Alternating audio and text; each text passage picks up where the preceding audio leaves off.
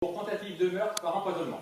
Mais c'est un con, Ce n'est pas tout. La deuxième coupable sera poursuivie pour tentative de meurtre à l'arme blanche. C'est vraiment n'importe quoi. Taisez-vous, laissez-moi parler. Je viens de recevoir les conclusions du rapport d'autopsie. La victime est morte d'une surdose d'insuline alors que le coup de couteau n'a touché aucun organe vital. Et qu'est-ce que tu fais de mon ami? Patience, j'y reviens. Et du mien. J'espère que lui au moins il tient la route. Mais bien sûr. Ah bah vous m'envoyez ravi. Et moi aussi. Moi, on dit? Mais pas du tout.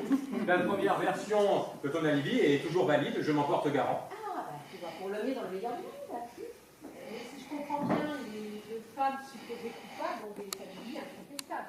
Oui, sauf que ces alibis ont besoin de quelques aménagements pour être compatibles entre eux. Mais j'ai du mal à vous suivre. Tout avait pourtant été clair entre nous.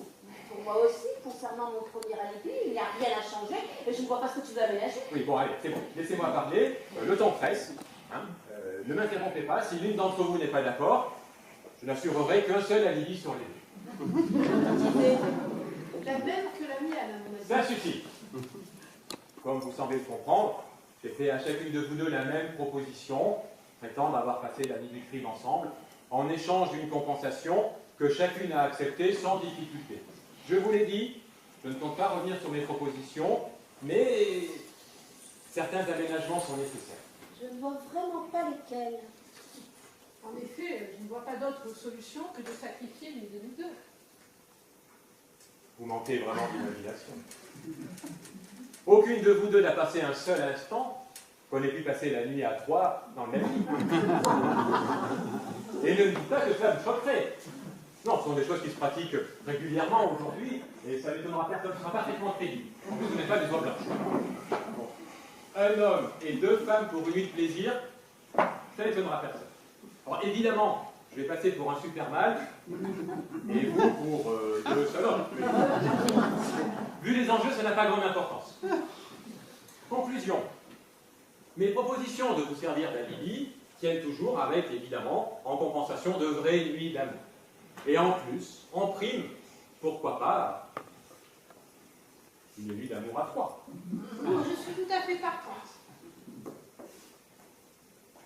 Et toi, tu ne dis rien. Il y a quand même un problème avec ce double alibi. Tu joues ta plus du monde. Non, rien à voir avec ça.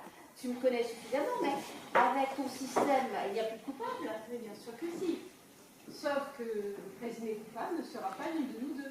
Mais en cherchant un coupable et en ne le trouvant pas, et compte tenu de la position du commissaire en notre faveur, ils vont s'intéresser de nouveau à nous et ils vont nommer un autre enquêteur qui, lui, ne tardera pas à flairer le coup perdu.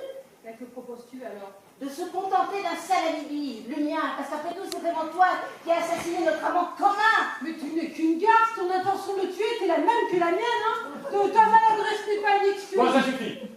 Voilà. On s'en tiendra à ma proposition du double alibi, hein, et je resterai informé quant à la conduite de la nouvelle enquête. De toute manière, on ne peut pas totalement en exclure.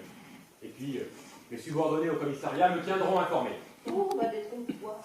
Ils te trouvent odieux, ils ne te supporteront plus. Tu ne pourras pas compter sur eux. Qu'est-ce que tu racontes? La vérité, j'ai eu l'occasion de parler avec eux quand j'étais dans le couloir et j'ai même appris quelque chose de très important te concernant. Du suspense, j'adore ça. C'est quoi ta dernière trouvaille alors? Oh, elle n'est pas de moi, mais l'un de tes flics s'il ne te porte pas dans son cœur. Il paraît que la nuit du crime, tu étais d'astreinte et qu'il y a eu un appel au commissariat d'un individu qui racontait avec son portable qu'il se trouvait dans un parc et qui venait d'être agressé par un individu cagoulé. Le flic de garde t'a tout de suite appelé et tu es passé au commissariat pour l'amener sur le lieu du crime. Il était un peu plus d'1h du matin. Tu vas pas me raconter une histoire que je connais par cœur. Non, mais enfin, c'est la version de ce flic que je voudrais rapporter devant notre chère forteresse. Elle est particulièrement efficace. Tu sais que je peux te faire déférer immédiatement au parquet. Eh bien, dans ce cas, je chargerai mon avocat de rendre cette déclaration publique et il n'y aura plus possibilité d'arrangement entre nous trois. Bien, continue à délirer, on l'avisera après. Une fois sur le lieu du crime, tu as constaté que la victime avait toute sa conscience, mais qu'elle n'osait pas bouger.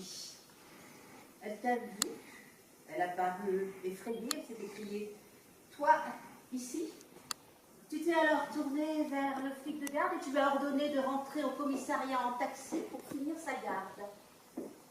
Tu as dit que tu allais t'occuper de tout, il a trouvé ça bizarre, il a voulu appeler le salut, mais tu lui as intimé l'ordre d'obéir sans discuter et il ne t'a plus revu de la vie. Et alors? Il n'y a rien à redire à cela. Ensuite, j'ai appelé le salut et j'ai fait transférer le blessé à l'hôpital.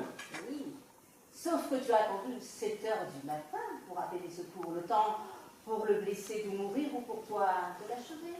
Je n'ai pas eu besoin, le poison a agi à ma place. Mais à ce moment-là, tu ne savais pas encore qu'il y avait cette histoire de poison. Et comme le coup de couteau n'avait pas été efficace, ne me dis pas que tu n'as pas essayé d'achever le travail toi-même. Le rapport d'autopsie a dit que la seule blessure visible était due au coup de couteau et que la mort était due au poison.